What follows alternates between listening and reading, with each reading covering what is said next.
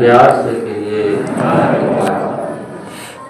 और साथ संगत अभी महात्मा कह रहे थे कि राम भगति तहाँ सुरसरि धारा, सरसई ब्रह्म विचार प्रचारा।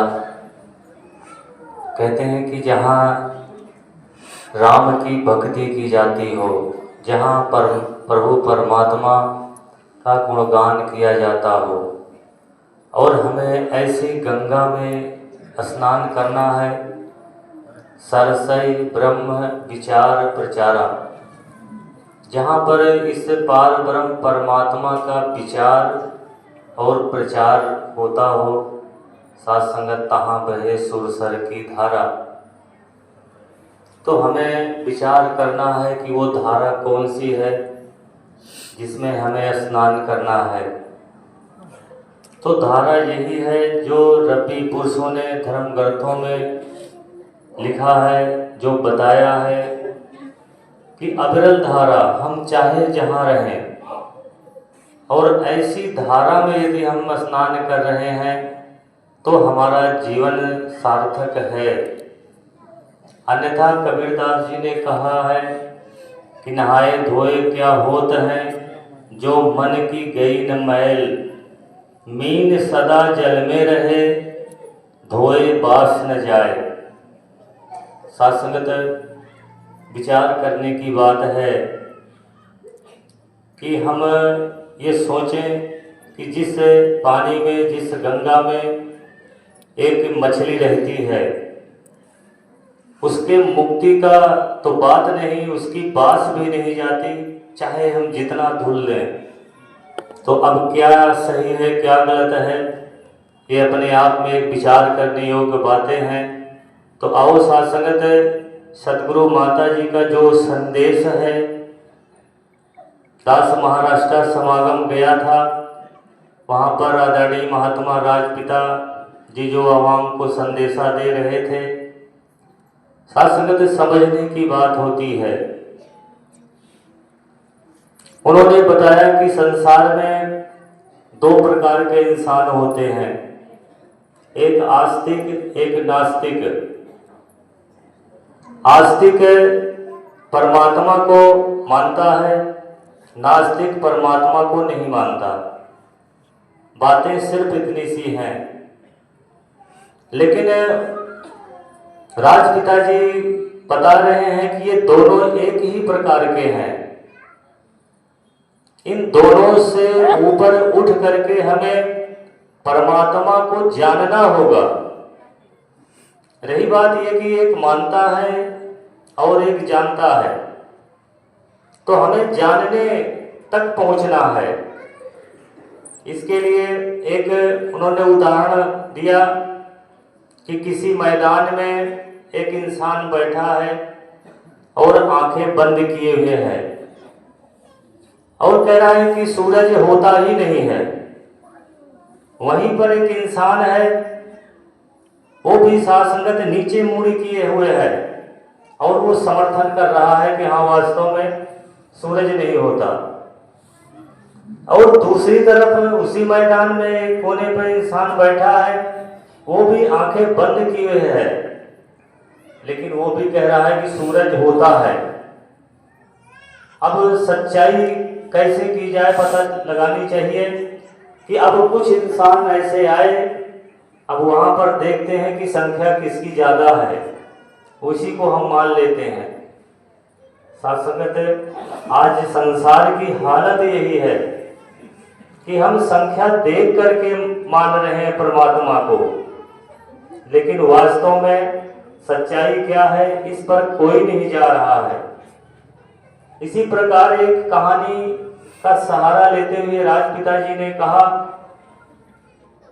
कि एक नगरी में कोई विदेशी प्रचारक आया, विदेश से आया और परमात्मा का प्रचार करने लगा, और बहुत सारे उसमें से ऐसे भगत निकले, गांव में ज्यादातर उसके प्रचार से प्रभावित हो गए और उसी का प्रचार, उसी परमात्मा का प्रचार और इबादत करने लगे। उसी नगरी में एक युवक विदेश पढ़ रहा था, और जब वो आया देखा कि यहाँ पर इबादत के तरीके सब बदल गए हैं, वजह क्या है। तो एक दिन वही प्रचारक आए और ऐसे ही मजमा लगा,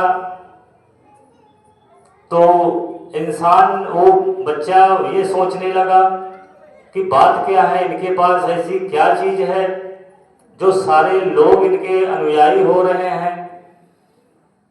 तो वो एक मिसाल के तौर पर 2 मूर्तियां बनवाई थी और प्रमाण के साथ वो दिखा रहे थे कि देखो, जो मूर्ति पानी में डूब जाती है वो इबादत करने योग्य नहीं है, और जो पानी में तैरने लगती है वही साथ संगत इबादत करने लायक है। तो साथ संगत है, अब पानी लाया गया, जो डूबने की प्रक्रिया होती थी वो मूर्ति लोहे की बनाई गई थी, तो उसको तो डूब ही जाना था। इस तरह उन्होंने प्रमाण दिया कि देखो, जिस पारब्रह्म परमात्मा की हम इबादत के लिए कह रहे हैं, वास्तव में वो मूर्ति तैर रही है। अब वो जो लड़का था विदेश से आया हुआ था, वो भी बैठा था और उठ के खड़ा हो गया, और जो मूर्ति तैर रही थी वो लकड़ी की बनाई गई थी, तो उसको तो तैरना ही था। अब लड़का खड़ा हुआ, बोला भाई, आज तक हमने जल की परीक्षा तो नहीं सुना, अग्नि परीक्षा सुना है। इन दोनों मूर्तियों की अग्नि परीक्षा कराई जाए, तब हम मान लेंगे। साथ संगत, अब उस मजमे के अंदर वो महात्मा करे क्या। वास्तव में अग्नि लाई गई, और जब लोहे की मूर्ति थी और उसको जब आग के हवाले किया गया तो वो जली नहीं, और जो लकड़ी की मूर्ति थी जिसकी लोग इबादत करते थे, जो साक्ष्य पेश किया जाता था, तो अग्नि में वो लकड़ी की मूर्ति जल गई।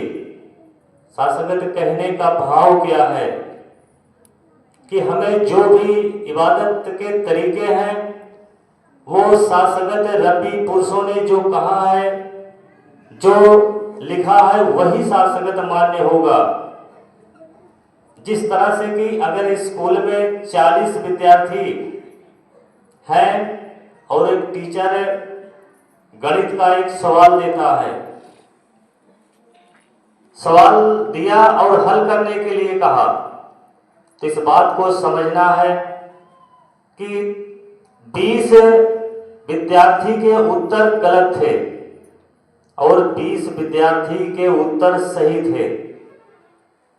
तो जिन लोगों के उत्तर गलत थे उनके भिन्न भिन्न आंसर आ रहे होंगे, एक आंसर नहीं थे। लेकिन जो जिनके उत्तर गलत थे वो अलग अलग अंक उसमें थे, लेकिन जो 20 के सही उत्तर थे वो एक ही शब्द, एक ही लिखा गया होगा जो उत्तर था। कहने का मतलब कि यदि हमारे वचन ये रब्बी पुरुषों के मेल से मेल खाते हैं, जो लिखा है, क्या हमने वही ज्ञान प्राप्त किया है, इस पर हमें विचार करना है। और जो मेल नहीं खाते हैं वो तमाम तरह के अनेक अनेक सिस्टम तरीके अपनाते होंगे, जिस तरह से कि आप देख रहे हैं। संगत कहना तो नहीं चाहिए, दास भी महाराष्ट्र से जब आया यहाँ इलाहाबाद में और हालात जब देखा, 1:30 बजे रात ट्रेन से उतरा तो ऐसे ही खुले आवास में लोग लेटे हुए थे। इतनी बिकराल ठंडी थी, लेकिन किसी तरह वहां से आया। जब बस में बैठा तो बहुत सारे स्नान करने वाले यही कह रहे थे कि पानी पी करके जान बचाई है, नहीं तो मेरे प्राण निकल जाते। इतनी भीड़ थी, इतनी भगदड़ थी। बहुत सारे साथ संगत यही शब्द कह रहे थे। तो दास सुनता रहा, और जब नहीं सहन हुआ, तब उनके सामने कुछ प्रमाण रखने लगा।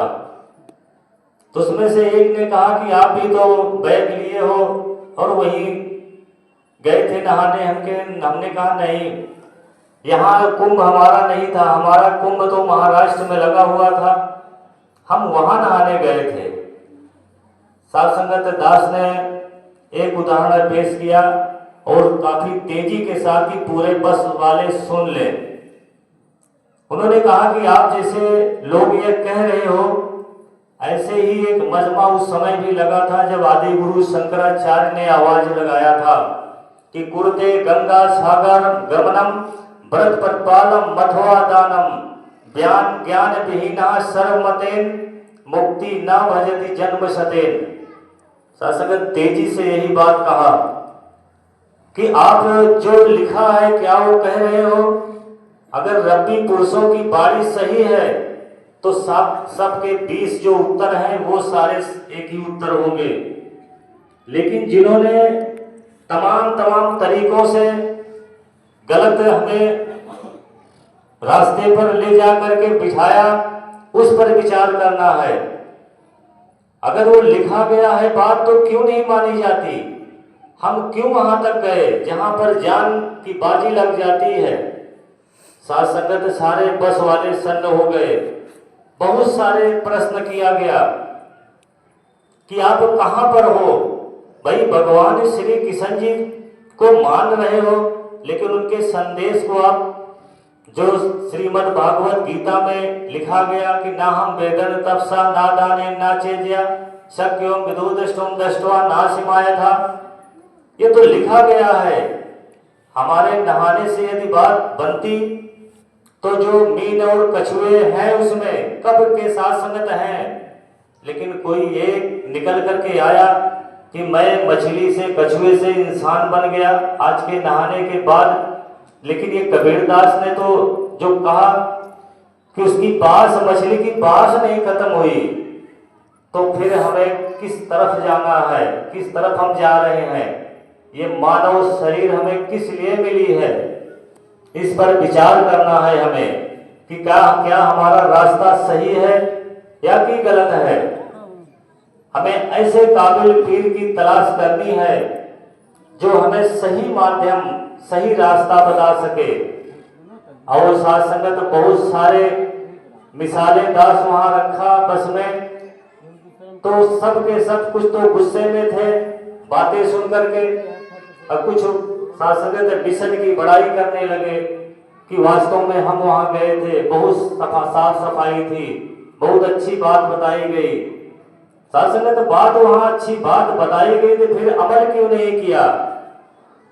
सिर्फ अच्छा कहने से बात बन जाती तो अच्छा कहने वालों की लाइनें तो बहुत सारी होती हैं, बहुत सारे मिनिस्टर आते हैं, बहुत अच्छा है, लेकिन कुछ मतलब के साथ ही साथ संगत इस संसार में है कि हमें अपने मतलब से रहना है, तो उनका जीवन तो कोरा का कोरा रह जा रहा है। ये जो हीरे जैसा जन्म मिला है, सिर्फ अच्छा कह देने से बात नहीं बनेगी। हमें वो काम करना है जिस काम के लिए हम यहाँ संसार में आए हैं, किस प्रभु परमात्मा को जान करके। जिस तरह से राजपिता जी ने कहा कि सिर्फ मान रहे हो या कि नहीं मान रहे हो। अगर हम परमात्मा को मान रहे हैं तो साथ संगत आस्तिक नास्तिक में कोई फर्क नहीं है। जब तक कि इनसे ऊपर उठ करके हम प्रभु परमात्मा को जानेंगे नहीं, जब तक दर्शन नहीं करेंगे, तब तक उस अमृत को हम प्राप्त नहीं कर सकते हैं। क्योंकि सतगुरु के द्वारा ही अमृत हमें मिलता है, और कहीं वैसा ब्रह्म ज्ञान रूपी अमृत मिल ही नहीं सकता। ये शासकत ईशोपनिषद में कहा गया, ईशोपनिषद के मंत्र हैं कि संभूतिम च विनाशम यह वेद उभयम सह। कह रहे हैं कि सम माने समान, भू माने होना, उभयम माने दोनों को, जो प्रकृति और परमात्मा का साथ संगत भेद बतला देता है, कह रहे वो सदगुरु होता है। इन दोनों को अलग करके जो भेद बतला देता है, जो बराबर है, एक रस रहने वाला है, साध संगत ऐसे भेद को बता देता है। तो कह रहे हैं कि विनाशेन मृत्युम तीर्थवा, जो विनाश देने वाली मृत्यु होती है उसको इंसान लंघ जाता है। कहते हैं कि समृतम अमृतम श्रुतम, जो इस साकार ब्रह्म के द्वारा ब्रह्म ज्ञान रूपी अमृत हमें दिया जाता है। तो कहते हैं कि हम न मरई संसारा, हमका मिला जियावन हारा। तो और साथ संगत ये विचार करने वाली बात होती है कि इंसान, हम इंसानी जामा पाए हुए हैं तो सिर्फ हमें दुखों से नहीं साथ संगत जुड़ना है कि हमें कोई कष्ट क्लेश हुआ और कहीं भी ठिकाना नहीं मिला तब हम यहाँ आए तो मुबारक है कि उस दुख की वजह से आए, हमें ब्रह्म ज्ञान मिल गया। अब हमें ब्रह्म ज्ञान की कदर करनी है, इसके मुताबिक साथ संगत जीना है। प्यार से कहिए।